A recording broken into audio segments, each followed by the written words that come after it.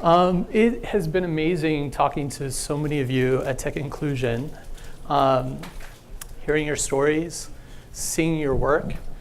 And I want y'all to hear this because the work that you're doing in diversity and inclusion is some of the most important work in the world. And I'll tell you why. But first, I forgot.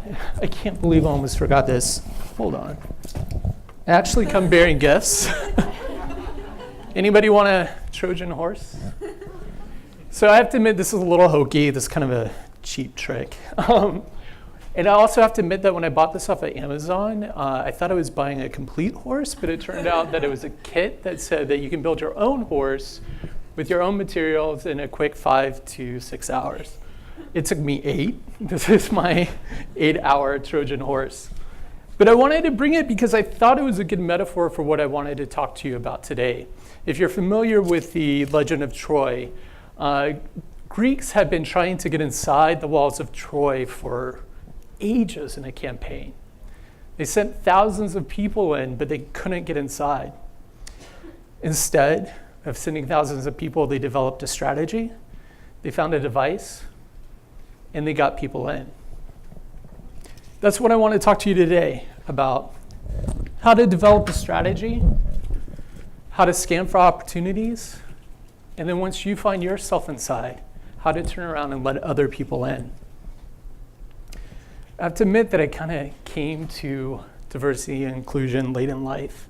How many of y'all work in D&I or care about diversity and inclusion? All right, so you don't need me to preach to you numbers. You don't have to have me tell you about how diversity increases productivity, increases profit.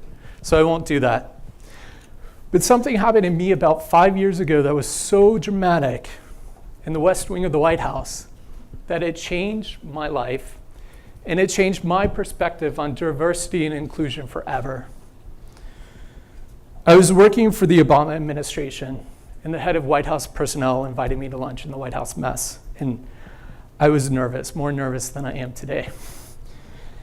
And as we were sitting down for lunch, I got quiet. And I said, "Dave," that was his name, "I've got to tell you something." And what I was about to tell him, I thought would cause me to lose my security clearance, my job, and possibly my career.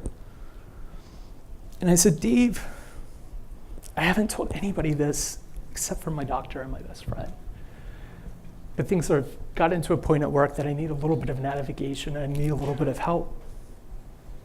Dave, I'm autistic." "John, that's fantastic!"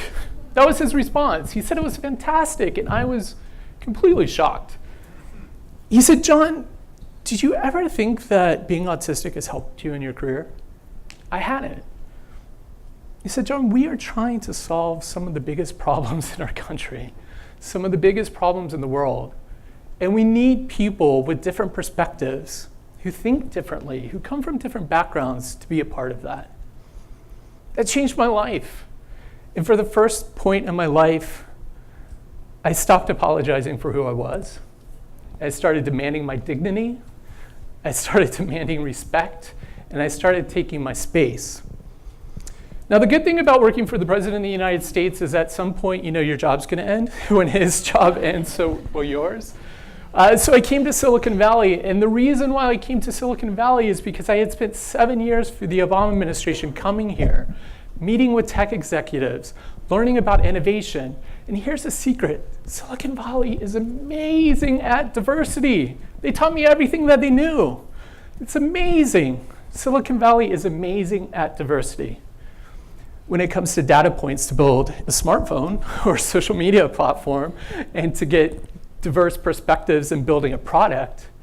And it drove me crazy that these executives couldn't see that the same processes that apply to their products also apply to their people. So I moved here a bit naively. I thought there would be thousands of people coming here to work on this, because in my mind it was one of the most important national issues. Such a huge impact on our economy, such a huge impact on our country. Not so much. I thought there would be thousands of people. How many of us are in the room today?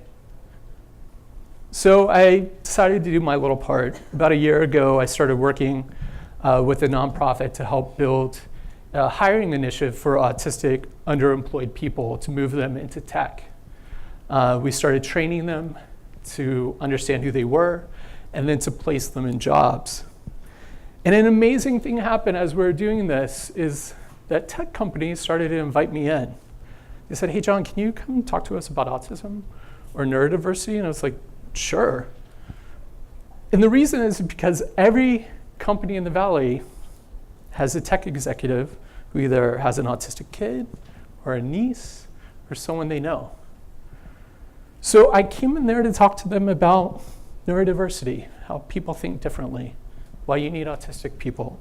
And I thought I was building them this beautiful horse about how to get autistic people in the door. But soon I realized it wasn't just a horse, it was a trap.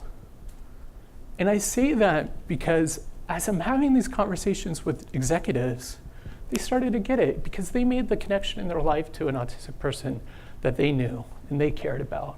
It was about them. And they got it and they said, yeah, that's the people we want. We want these people. We want people to think differently, to be differently. We need them inside. I said, great. Problem is, the way you recruit isn't going to get autistic people in the door. The way you manage people isn't going to keep them in your company. You've got to change your systems. I could have stopped there. I didn't want to.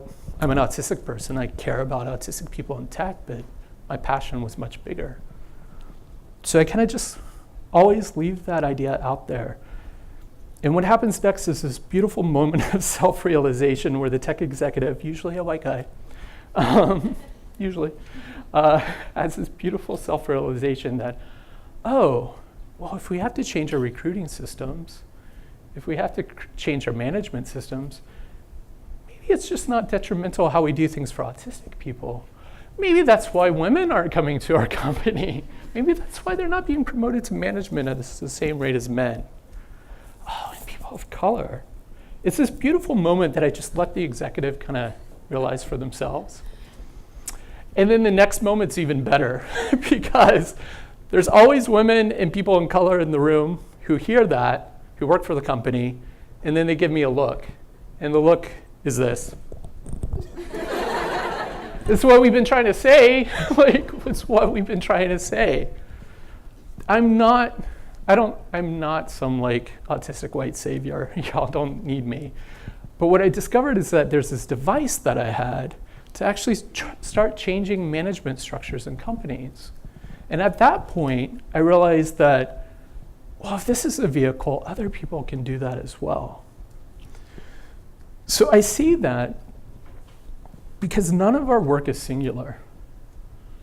I know y'all are tired. This is exhausting work. It is frustrating. We keep beating against those walls and beating against those walls, and every now and again we get a crack. I was just lucky to get inside. And if I'm not lucky, I'm not going to do it alone for myself. So after today, I kind of want you to do a few things. And before I end, let me share this. As an autistic person, I think differently than most people. To go to a barbecue, I have to reverse engineer my entire life. To get here today, I have to think through 47 different steps. The benefit for that is that I see opportunities everywhere. Because my life is like a choose your own adventure book where I have to think about all the different outcomes if I just want to pick one. There's so many opportunities out there for us to take. So I want you to be aware. If you've been in the military, there's an expression called situational awareness, where you're not just focused on your work, but you have an awareness of what's going on around. Have a plan. So when an opportunity suddenly arises, you can seize it. And you can change things. And then once you're inside, once you have a bit of success, you can turn around and let a lot of other people in. Now that's kind of 1,000-level foot stuff, kind of hoity-toity, but there's some concrete steps there. So use my horse. I will come in. I'm happy to talk to you in your company Use your horse. Remember, I moved here because I thought there would be thousands of people coming to work on this problem. How many of us are in this room today? But the Greeks didn't get inside and achieve their objective with thousands of soldiers. Instead, they looked for opportunities, they had a plan, and when the people of Troy woke up the next day, they looked down at their horse and looked out over the walls and saw thousands of people sailing away. But eventually they were defeated by 40 key warriors hidden inside and 2 allies who peered out of the horse's mouth. That's you.